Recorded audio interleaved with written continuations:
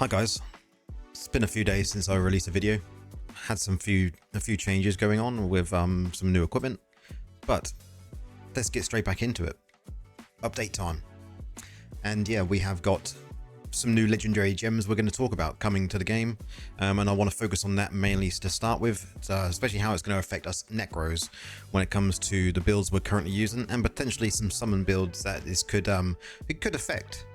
It's definitely going to be an interesting time. There's lots to go through in the patch notes. There's more to come next week, as well as the China patch notes as well. So let's just get straight into it. And remember, if you do like this sort of content and you do want to hear about more necro content and Diablo Immortal more content in general, don't forget, like the video, subscribe to the channel, and join the Discord if you haven't as well. It's going to be in the description. So the first thing we're going to talk about is these new legendary gems. 3 new legendary gems are going to come to the game. Each can elevate your character to new heights of power. The below values of the gems what we're going to talk about are rank 10 values. So we've got the Colossus Engine, which is going to be the new 5-star gem. Now this gem sounds absolutely broken. It's going to be really cool. But it granting yourself a buff also grants you colossal strength for 6 seconds, increasing your skill damage by 50% while increasing your size and skill range. Additionally, colossal strength also grants you to immunity to knockback effects for 4.8 seconds, and colossal strength cannot occur more than once every 20 seconds. Now, skill-based damage is going to be things like our spin to win builds. That's great. We use entropic well already, which does give us a lot more skill damage.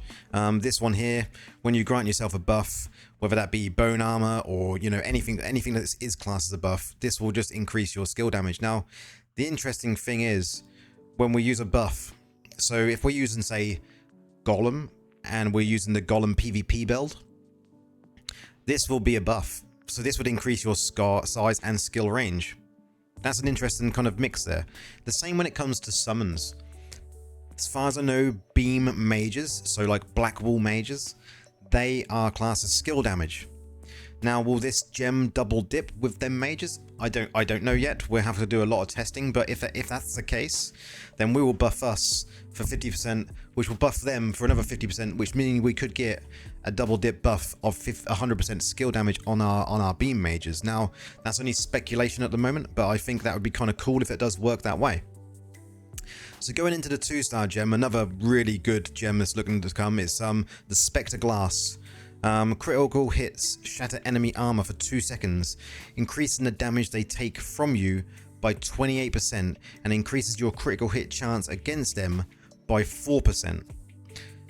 And this cannot occur more than once every 6 seconds. So another really good gem that will be great for both probably PvE and PvP. It's any armor break that's going to increase your damage done to them is, yeah, just great for when it comes to both aspects of the game. And then the 1-star gem, which is a Falter Grasp. Critical hits disable enemies, preventing their use of dash skills for 3.6 seconds and reducing their movement speed for 24%. This cannot occur on the same target more often than once every 20 seconds. So this is going to be great for PvP. Bearing in mind it is only a 1-star, but it's going to be good for people that are low spenders and free to play. It's going to, stop all of them classes that do a dash in PvP, the ones that move really fast around, like monks, blood knights, and tempests. It's going to be quite a hit for them, I should think, the people that are going to be using this, and hopefully it will be noticeable. But it's also going to need to be a lot of testing done on all 3 of these gems to see how they actually do work when we get our hands on them. We all know in the past we've had gems released and they don't work as described. So yeah, wait until next week and we can hopefully have a lot more information on this going forward. So other things that are in the game that are looking really, really interesting are the new Battleground map. Battleground's map overhauled completely. We're going to get a new map completely, so it's going to be another push map, pushing the idol. I haven't seen this, so I'm obviously not a partner, so I haven't been privy to the information, but from what I can see in this image, it is obviously another push map, and it does have a lot of different things when it comes to the map what we're used to. From what we know in the past, from what we know from patch notes in the past, they're going to be getting rid of the current map and bringing this one in as a lone map for the time being. which will be definitely fun because we'll get to just be on the new map all the time. Now, what that's going to do to builds, we'll have to see.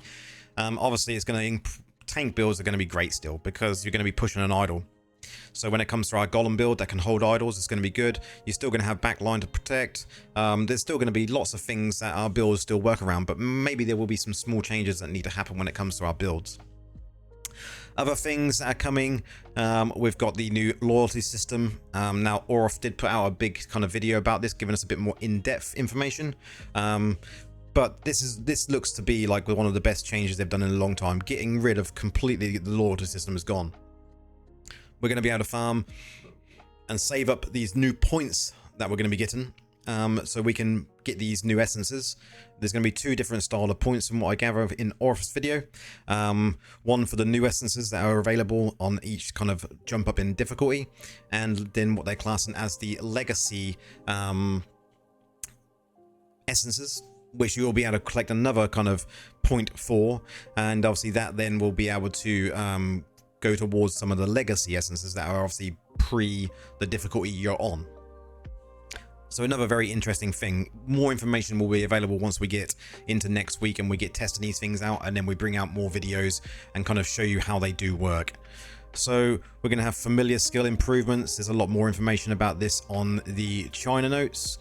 And then we've got this new crafting thing coming to the game where we're going to be able to gather ores from the open world and materials from defeated elite monsters. And we're actually then going to be able to use the blacksmith to forge a choice of legendary item. And you're also going to be able to put 1 class ability on each one of these, or a skill stone with at least 3 class related affixes.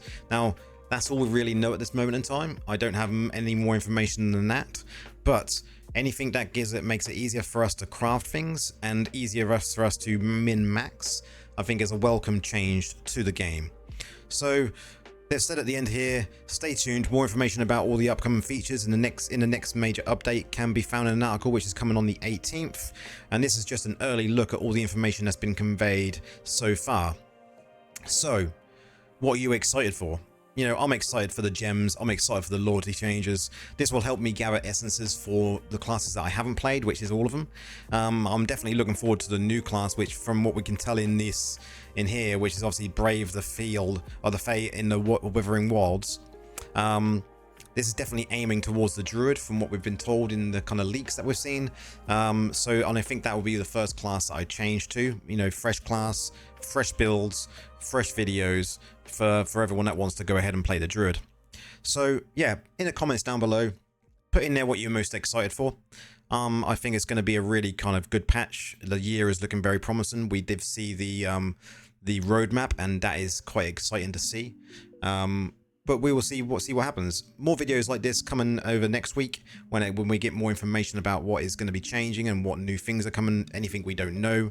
But yeah, don't forget, like and subscribe if you want more information on the game and on necromancers going forward. And we'll see you in the next one.